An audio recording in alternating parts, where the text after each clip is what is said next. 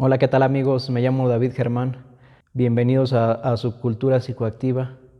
En esta ocasión voy a platicarles de lo que ha sido mi recaída con el tramadol. Pues como pudieron ver en otros videos, yo dejé el tramadol. Estuve alrededor de mes y medio sin el tramadol, pero lamentablemente pues volví a tomar este medicamento. Ahorita otra vez estoy en abstinencia. Llevo ya una semana en abstinencia, casi una semana. Y pues en esta ocasión lo estoy dejando más lentamente el tramadol. Es muy difícil dejarlo como lo dejé la otra vez. La otra vez la verdad lo pude hacer porque estaba grabando estos videos, pero en serio cuesta mucho trabajo dejarlo en una semana así como le hice, aún disminuyéndole la dosis así como le hice.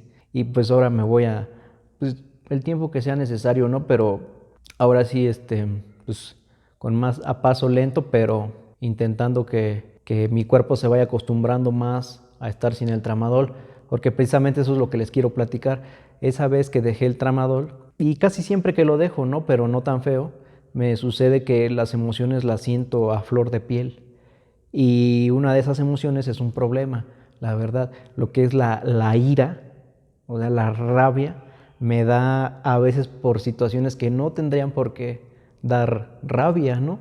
O sea, el hecho de que me marquen por teléfono o de escuchar el timbre cuando tocan, pues, o sea, no tendría por qué generarme rabia y sin embargo me la dispara y luego no sé cómo hacerle o sea, es muy molesto, la verdad.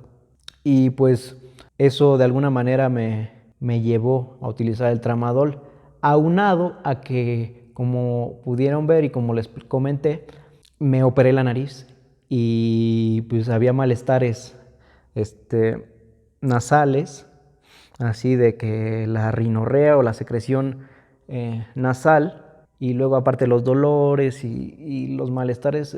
La verdad el tramadol es un medicamento que ayuda bastante para este tipo de malestares de la nariz y para el dolor, ¿no? Y pues fue mi pretexto de tanto la ira como esta situación que me surgió por haberme operado la nariz para empezar otra vez a tomar tramadol, y empecé a tomarlo. Y con el paso del tiempo empecé a aumentar otra vez la dosis y aumentarla hasta otra vez llegar a inyectarme tramadol. Y pues es ahí cuando dije, no, ya, esto ya se está saliendo de control, vamos otra vez a abandonar esta droga. Y pues es lo que estoy haciendo, ¿no? Y además sucedió en otras cuantas cosillas que platicaré en otros videos que también me incentivaron o hicieron que yo ya no estuviera muy bien del todo y que decidiera abandonar otra vez el tramadol. Y pues aquí estoy abandonándolo otra vez. Ya no sé cuántas veces he dejado el tramadol, lo he dejado innumerable número de veces. No es algo nuevo para mí estar dejándolo y poder dejarlo y abandonarlo por completo y estar sin tramadol.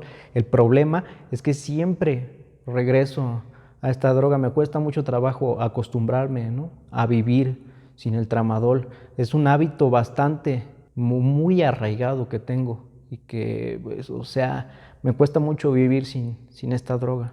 Ahora en esta ocasión me estoy ayudando con un medicamento que me recetaron, que se llama pregabalina, y la verdad se me está haciendo mucho más fácil ir dejando las gotas. Ahorita estoy en esta situación.